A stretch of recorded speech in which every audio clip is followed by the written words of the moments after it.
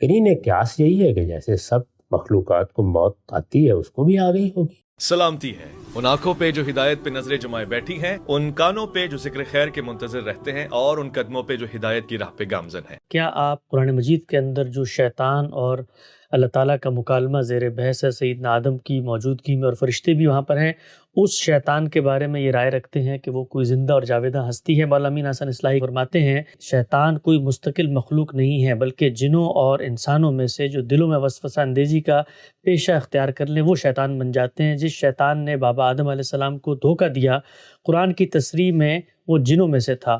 جو لوگ اس کے مستقل مخلوق اور زندہ اور جاوید ہستی سمجھتے ہیں، میں ان کے اس خیال سے اتفاق نہیں کرتا۔ کہ آپ کی بھی یہی رائے ہے کہ وہ جو اصل شیطان تھا وہ کہیں گم ہو چکا ہے اور اب اس کا نظریہ ہے جو لوگوں نے اپنا لیا ہے؟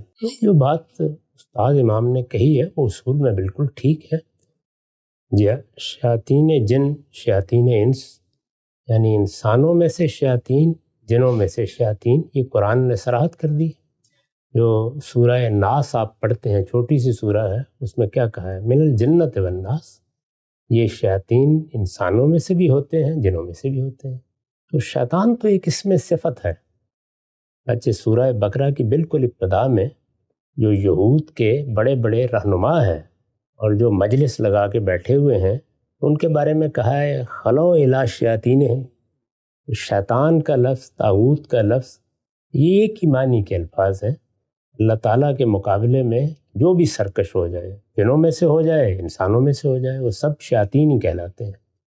ابلیس البتہ جن کا نام ہے جس نے سیدنا آدم کو سجدہ کرنے سے انکار کیا اور پھر یہ کہا کہ میں اب آدم کے خلاف جنگ کی ابتدا کر رہا ہوں، تو اس کا نام ہے۔ وہ کیا زندہ ہے، مر گیا، کوئی بھی نہیں جانتا۔ قرین قیاس یہی ہے کہ جیسے سب مخلوقات کو موت آتی ہے اس کو بھی آ گئی ہوگی۔ یہی بات استاد امام نے لکھی ہے اور اس کا مشن البتہ قیامت تک کے لیے جاری ہے۔ اگر ہم سبھی جو پتھر مارتے ہیں وہاں رمی میں، وہاں اندر کوئی بھی نہیں بیٹھا ہوا؟ شیطان کی علامت بنائی گئی ہے۔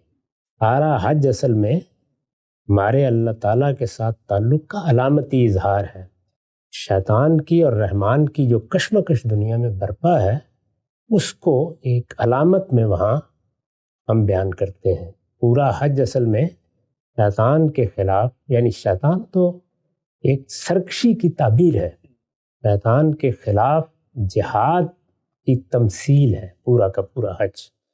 آپ لبیک لبیک کہتے ہوئے جاتے ہیں، آپ پروردگار کی بارگاہ میں حاضر ہوتے ہیں، اس کے بعد آپ دعا کرتے ہیں عرفات میں، مزدلفہ میں، اور پھر آ کے شیطان پر سنگباری کر کے اعلان کر دیتے ہیں کہ میں پوری زندگی میں بھی یہی کام کرتا ہوں۔ نفرت کا اظہار تو یہ علامتی اظہار ہے۔ نقطہ بالکل واضح ہو گیا۔ ہم سب کے ساتھ سوال جواب کے سلسلے میں حاضر خدمت تھے، وقت یہاں پہ ختم ہوتا ہے، دوبارہ انشاءاللہ آئیں گے۔ سر ہمارے معاشرے میں ایک بچے کو ابتدائی سے خدا کا کچھ نہ کچھ تعارف حاصل ہو جاتا ہے، شروع میں والدین سے، پھر اسکول میں، مساجد میں، اور پھر خدا اگر توفیق دے تو قرآن مجید پڑھ کر، اساتذہ سے کچھ سیکھ کر، خدا کی صفات، اس کی سنن جان کر ایک شخص کسی نہ کسی درجے میں خدا کی پہچان حاصل کر لیتا ہے۔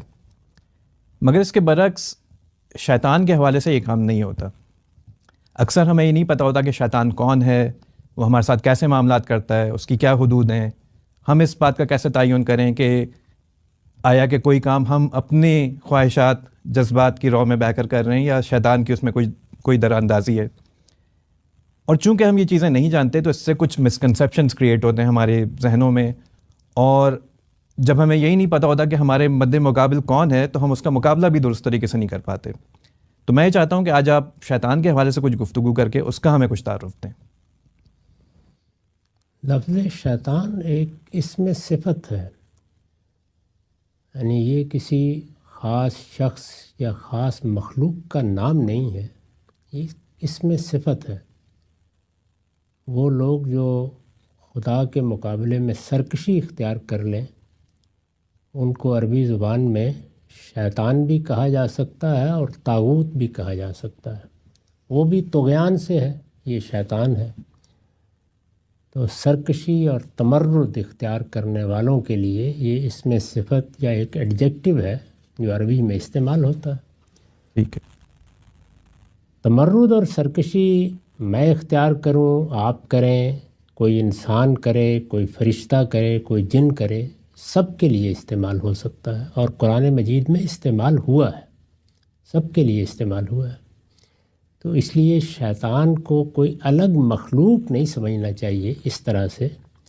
یہ تو ایک صفت ہے، جس میں بھی پیدا ہو جائے گی اس کو شیطان کہا جا سکتا ہے۔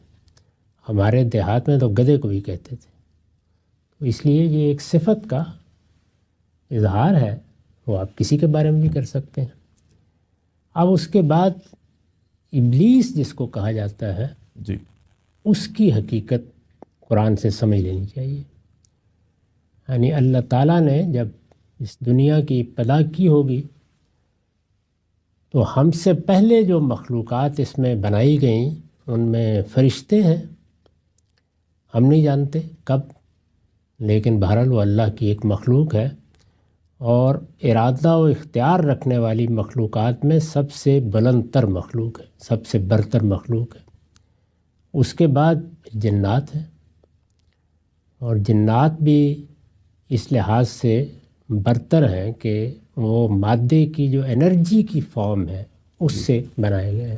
ٹھیک ہے، جیسے فرشتوں کے بارے میں بعض روایتوں سے معلوم ہوتا ہے، خاص طور پر جو قدیم صحائف کی روایتیں ہیں، کہ وہ اسی مادے کی نور کی صورت ہے اس سے بنائے گئے۔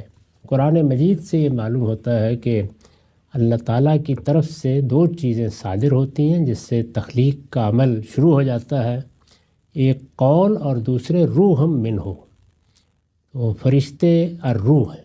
ٹھیک ہے، بہرحال یہ تینوں مخلوقات اس دنیا میں رہی ہیں، یعنی اس کے بعد انسان بنا دیے گئے۔ تو انسانوں کو جب اس دنیا میں زندگی شروع کرنے کے لیے کہا گیا تو اس میں ایک امتحان برپا ہوا۔ وہ امتحان کس لیے برپا کیا گیا؟ قرآن مجید میں جہاں جہاں اس کا ذکر ہوا ہے، تدبر کرنے سے معلوم ہوتا ہے کہ خود آدم کی یا انسان کی تربیت کے لیے منعقد کیا گیا، اس کو تعلیم دینے کے لیے۔ امتحان یہ تھا کہ اللہ نے ایک مخلوق بنائی ہے، خلقت کے لحاظ سے وہ سب سے برتر مخلوق نہیں ہے، یعنی فرشتے سب سے برتر ہے، اس کے بعد جنات ہے، اس کے بعد انسان بنایا ہے۔ اور اگر ترتیب کے لحاظ سے دیکھا جائے تو جو ان کی خلقت کا مادہ بظاہر معلوم ہوتا ہے اس میں بھی یہی واضح ہوتا ہے کہ اسی طرح سے ان کی حیثیت ہے۔ تو برتر مخلوقات کو اللہ تعالیٰ نے حکم دیا کہ وہ اپنے سے اس کمتر مخلوق کے سامنے سجدہ ریز ہو جائے۔ یہ امتحان تھا، اطاعت کا امتحان۔ اطاعت کا امتحان ظاہر ہے کہ اسی طرح لیا جاتا ہے کہ جس میں آدمی کے پاس تمرد کی وجہ موجود ہو، ورنہ تو اطاعت کے کیا معنی ہیں؟ جی، یعنی تمرد کی وجہ یا سرکشی کی وجہ یا انحراف کی وجہ کبھی خواہش ہوتی ہے، کبھی جبلتوں کے وفور سے آدمی یہ کرتا ہے، اور انانیت، اور اسی طرح سے بعض دوسری چیزیں۔ تو فرشتوں نے اس میں اپنی کوئی تحقیر نہیں سمجھی، انہوں نے یہ خیال کیا کہ ہم جیسی بھی برتر مخلوق ہیں، اللہ تعالیٰ کے سامنے ہماری کیا حیثیت ہے؟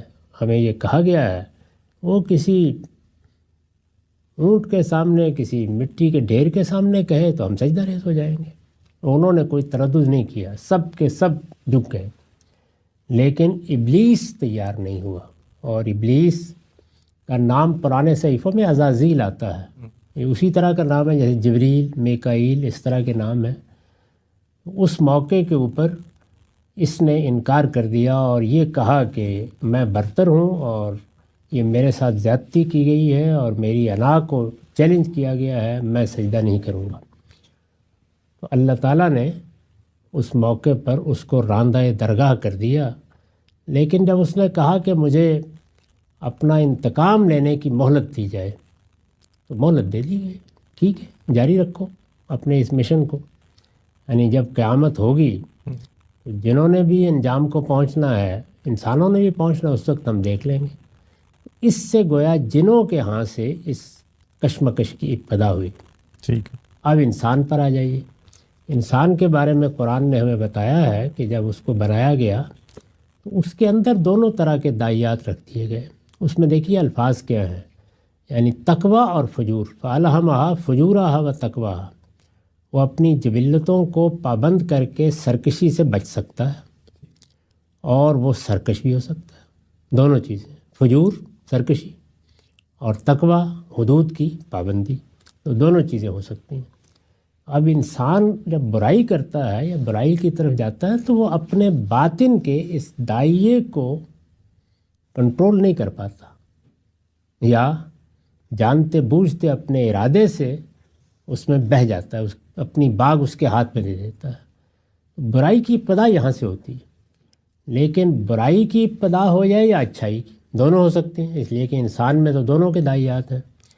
تو اللہ تعالیٰ ایک وقت تک دیکھتے ہیں، یعنی انہوں نے قانون بنا دیا ہے کہ یہ دیکھا جائے گا کہ آدمی برائی کے راستے پر کتنے عزم کے ساتھ چلنے کا فیصلہ کرتا ہے. ایسا بھی تو ہوتا ہے نا کہ پھسل گئے، وقتی طور پر ایک کیفیت طاری ہوئی، وہ یعملون بسوء بجہالہ ہو گیا، اس طرح کی کوئی چیز ہو گئی. ہو سکتا ہے کہ چند قدم چلنے کے بعد آدمی کو احساس اور وہ باز آ جائے. نیکی میں بھی یہی ہوتا ہے، یعنی آدمی پہلے خواہش کرتا ہے، پھر ارادہ کرتا ہے، پھر مشکلات کا مقابلہ کرنے کے لیے قدم بڑھا دیتا ہے. تو دونوں صورتوں میں دو مخلوقات کی تائید آنا شروع ہو جاتی ہے. یعنی نیکی ہے تو فرشتوں کی تائید، اور یہ چونکہ اللہ کے اذن سے آتی ہے تو اس کو اللہ کی توفیق سے بھی تعبیر کیا جاتا ہے. چنانچہ جن موقعوں پر اس کی ضرورت پیش آئی تو آپ کو معلوم ہے کہ وہاں پیغمبروں کو بھی یہ کہا گیا کہ 5000 فرشتے موجود ہیں اور 3000 فرشتے موجود ہیں. اور اسی طرح سے جس وقت ہم برائی پر جازم ہو جاتے ہیں، ایک وقت ایسا آتا ہے کہ جب خدا سے غفلت ایک جگہ تک پہنچ جاتی ہے تو پھر اللہ تعالیٰ شیاطین کو بھی موقع اذن دے دیتے ہیں کہ اب تم بھی گمراہ کر سکتے ہو. اس میں پھر ابلیس اور اس کی ذریت بھی آ کے شامل ہو جاتی ہے.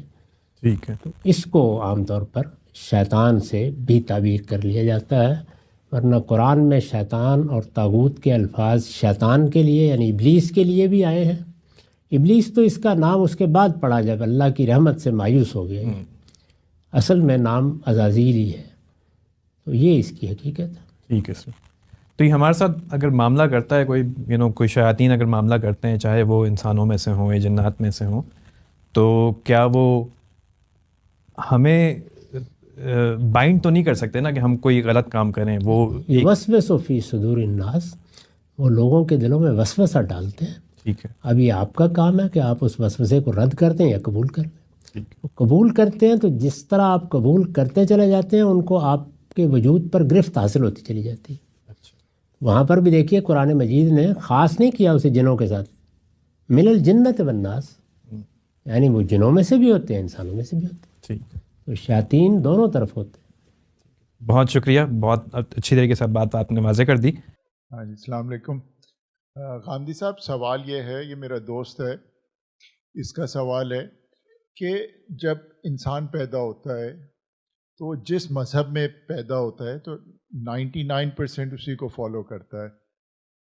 تو یہ کہاں سے انصاف ہوا کہ جو مسلمان پیدا ہو گئے ان کی تو پرابیبلٹی اتنی ہائی ہے کہ وہ مسلمان رہیں گے اور وہی جنت میں جائیں گے. تو یہ کوئی اللہ میاں جب اپنے آپ کو حاکم کہتا ہے تو یہ کوئی ایسا جوڈیشل فیصلہ تو نہیں لگتا اس کو، ایٹ لیسٹ دانش کو نہیں لگتا.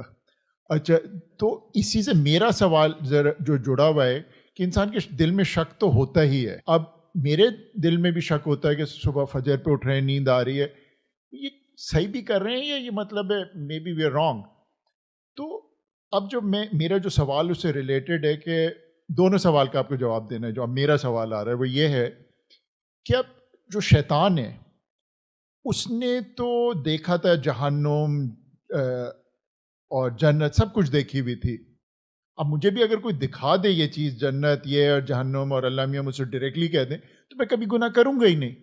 تو یہ شیطان کیا پاگل تھا کہ اس نے یہ سب کچھ دیکھ کے بھی اتنا بڑا، مطلب ہی جسٹ وینٹ بونکرز؟ یہ کیسے ہو سکتا ہے؟ یہ آپ کے پہلے سوال کے جواب میں یہ عرض ہے کہ یہ ایک متھ ہے جس کو آپ نے بیان کیا ہے. قرآن نے اس کی نفی کر دی. اس نے یہ کہا ہے کہ دنیا میں جو تمہاری گروہ بندیاں ہیں، کوئی اپنے آپ کو مسلمان کہتا ہے، کوئی یہودی کہتا ہے، کوئی نصرانی کہتا ہے، قیامت میں ان کی بنیاد پر کوئی فیصلہ نہیں ہوگا۔ قیامت میں ایک میرٹ مقرر کیا گیا ہے، جو اس پر پورا اترے گا وہ جنت میں جائے گا۔ یہ بات سارے گروہوں کا نام لے کے کہی ہے اللہ تعالیٰ نے، اس میں سب سے پہلے مسلمانوں کا ذکر کیا، ان الذین آمنوا والذین ہادوا والنصارى والصابئین، یعنی ان میں سے کوئی بھی کسی گروہ سے وابستہ ہونے کی بنیاد پر جنت میں نہیں جائے گا۔ بلکہ جب یہود نے یہی دعویٰ کیا، وہ اللہ کی منتخب قوم تھے، تو اللہ تعالیٰ نے فرمایا کہ مجھے ذرا دکھاؤ میں نے کب یہ وعدہ کیا تم سے۔ ذرا سورہ بقرہ کو کبھی سادہ ترجمے کے ساتھ پڑھ لیجئے، پوری سورہ کا موضوع یہ ہے کہ نجات کی بنیاد کسی گروہ سے تعلق نہیں ہے، وہ ایک میرٹ ہے، جو اس پر پورا اترے گا وہ جنت میں جائے گا۔ وہاں یہ تقسیم، یہ گروہ بندیاں، یہ سب ختم ہو جائیں گی۔ لوگ اپنی حقیقت کے لحاظ سے اٹھیں گے، جس کے اندر حقیقی ایمان ہے وہی وہاں پر مسلمان قرار پائے گا۔ تو مسلمان ہونے کا مطلب وہاں سمجھ میں آ جائے گا کیا ہوتا ہے۔ یہاں تو بس ہم پیدا ہوتے ہیں، جس کے گھر میں پیدا ہو گئے اپنا ویسا ہی نام رکھ لیتے ہیں، اور اس کے بعد بے شعوری کی زندگی بسر کرتے رہتے ہیں۔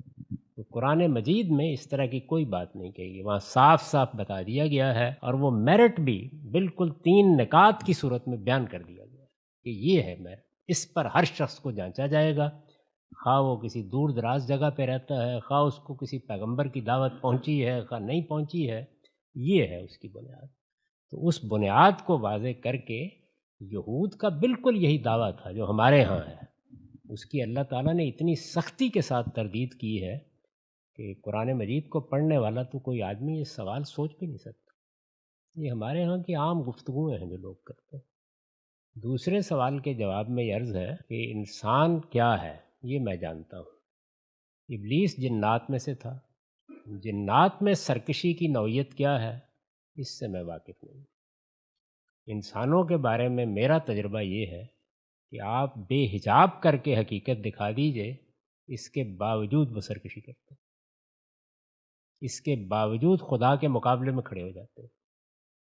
وہ پیغمبروں کے سامنے کھڑے ہوتے ہیں اور پیغمبر بڑی حد تک پردہ اٹھا دیتا ہے، لیکن وہ اس سے لڑنے کے لیے تیار ہو جاتے ہیں۔ آپ اندازہ کریں میدان بدر میں ابو جہل کی کبھی دعا دیکھیں کیا ہے، اس نے بھی کھڑے ہو کے دعا کی ہے اور اللہ تعالیٰ سے کی ہے۔ اس سے آپ کو اندازہ ہو جائے گا کہ انسان جس کو ارادہ و اختیار دیا گیا یہ کہاں تک چلا جاتا ہے۔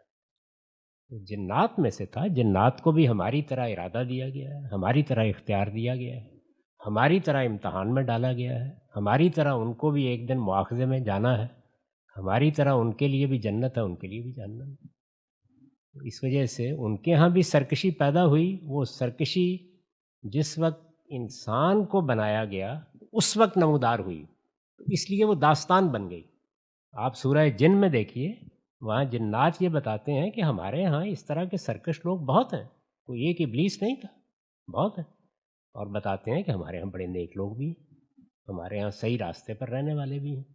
وہ بھی ہماری طرح کا ایک گروہ ہے، بہت بڑا گروہ ہے، اللہ تعالیٰ نے اس کو بھی اس مادی کائناتی میں پیدا کیا ہے، وہ بھی ہمارے ہی گرد و پیش میں رہ رہے ہیں۔ ان کے بارے میں بہت سی باتیں قرآن نے بیان کر دی ہیں۔ ان کے ہاں بھی بالکل یہی امتحان کی کیفیت ہے۔ اس وجہ سے یہ خیال نہیں کرنا چاہیے کہ صرف ابلیس نے حقائق کو دیکھ کر سرکشی اختیار کی ہے، ہم بھی حقائق کو دیکھ کر بار بار سرکشی اختیار کرتے ہیں۔ آپ ذرا فرعون کی داستان پڑھیے قرآن میں، یعنی ذرا یہ دیکھیے، بائبل کو اٹھا کر دیکھیے کہ اس کے سامنے سیدنا موسیٰ نے کتنا حجاب اٹھا دیے۔ 9 آیات قرآن کہتا ہے کہ نازل ہوئی ہیں، یعنی 9 نشانیاں نمودار ہوئی ہیں۔ وہ نشانیوں کی تفصیل پڑھنے کے بعد رونگٹے کھڑے ہو جاتے ہیں آدمی کے کہ اس کے بعد آدمی کیسے انکار کر سکتا ہے۔ کیا، اور کب مانا؟ جب غرق ہونے لگا۔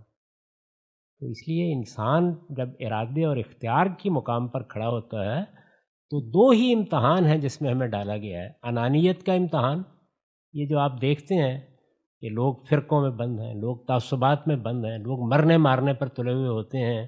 اسی طرح تفوق کی یہ جو جبلت ہے، جس کو ایڈلر نے کہا کہ سب سے بڑی جبلت ہے، وہ قوموں میں ظہور پذیر ہوتی ہے، اس کی بنیاد پر نسلیں چڑھ دوڑتی ہیں، ہٹلر اور مسولینی پیدا ہو جاتے ہیں، یہ سب کیا ہے؟ کیا یہ نہیں جانتے کہ دنیا کس اصول پر بنی ہوئی ہے؟ تو اس لیے اس میں کوئی تعجب کی بات نہیں ہے کہ ابلیس نے ایسا کیا. اس کا ذکر اس لیے بہت زیادہ آ گیا کہ بالکل ابتدا ہی میں اس نے سرکشی یعنی ہماری ابتدا میں، اس کے ہاں تو اس سے پہلے بھی یہ روایت موجود تھی. لوگ سرکش ہوتے تھے، کیونکہ وہ ہمارے حوالے سے سرکش ہوا تو ہمارے ہاں اس کی داستان قرآن میں بھی بیان ہوئی اور انبیاء نے بھی اس کو بیان کیا ہے.